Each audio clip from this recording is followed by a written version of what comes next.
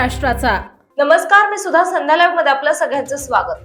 माणसाला जिवंत असताना अनेक संकटाचा सामना करावा लागत आहे, परंतु मृत्यूनंतर सुद्धा त्यांच्या अंत्ययात्रेची हेळसांड पुढारी म्हणून घेणाऱ्यांमुळे होत असल्याची घटना लोणी काळभोर येथे घडत आहे। याबाबत खासदार आणि आमदार ग्रामपंचायतीचे पूर्णपणे दुर्लक्ष होत असल्याचा आरोप ग्रामस्थांनी केला आहे। लोणी काळभोर येथील पुणे सोलापूर रेल्वे लाईनच्या पलीकडे साधारण 5 ते 7 हजार लोकसंख्या असून दळणवळणासाठी त्यांना 5 किलोमीटर लांबून म्हणजे थेऊर फाटा येथून यावं लागते।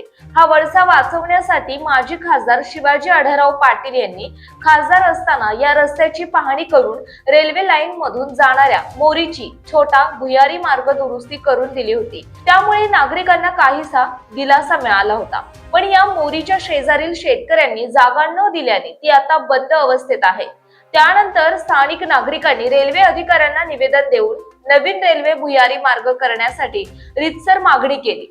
त्या मागणीचा विचार करून रेल्वे खात्याने जुन्या भुयारी मार्गाच्या जवळ नवीन भुयारी मार्ग करण्याची परवानगी दिली। त्यानंतर काम पण चालू केले, रेल्वेचा मेगा ब्लॉक पण घेतला, रेल्वे रूळ कट पण करण्यात आलं। त्या क्षणी नागरिकांना अतिशय आनंद झाला, परंतु क्षणात नागरिकांच्या आनंदावर पाणी पडले आणि रेल्वेच्या अधिकाऱ्यांनी हे काम थांबवले। लगेच नागरिकांच्या मध्ये चर्चा सुरू झाली की एका पुढाऱ्याने हे काम थांबवण्यासाठी प्रयत्न केला।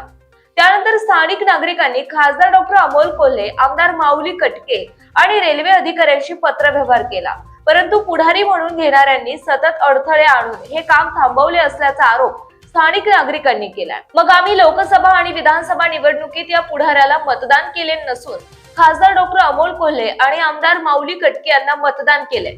मग जनतेचे प्रश्न सोडवण्याऐवजी अडथळे निर्माण करीत हे पुढारी खासदार आमदारांच्या पण पुढे गेले आहेत का, असा उपरोधिक सवाल नागरिकांनी केला आहे। हा नवीन भुयारी मार्ग होण्यासाठी शेतकरी तयार झाले असून केवळ राजकीय परिस्थितीमुळे हे काम बंद आहे। त्यामुळे रेल्वे लाईनच्या पलीकडील शेतकऱ्यांना 4 ते 5 किलोमीटरचा वळसा घालून ये-जा करावी लागत आहे।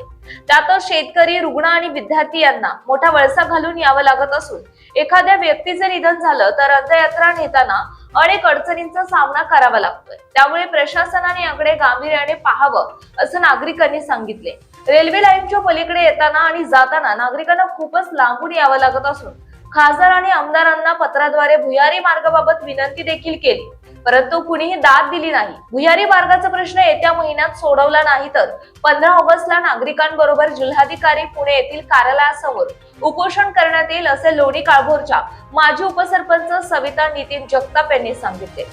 प्रशासनाने करून दिलेला आहे, तो लवकरात लवकर आम्हाला त्याचा मार्ग मोकळा व्हावा आणि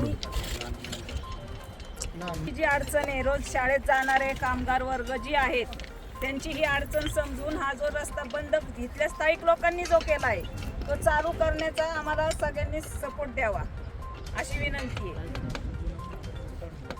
नाही तर पहिला जो आमचा भुयारी मार्ग काय आहे जुना सोलापूर रोड तो चालू तरी करून द्यावा ही आमची सगळ्यांची मिळून विनंती आहे। इथल्या राहणाऱ्या सगळ्यांची मिळून विनंती आहे आणि ज्यांनी कोणी हा रस्ता बंद केलेला आहे, जे काम चालू होणार होतं ते बंद पाडलंय ते चालू करून द्यावं एवढी विनंती आमची।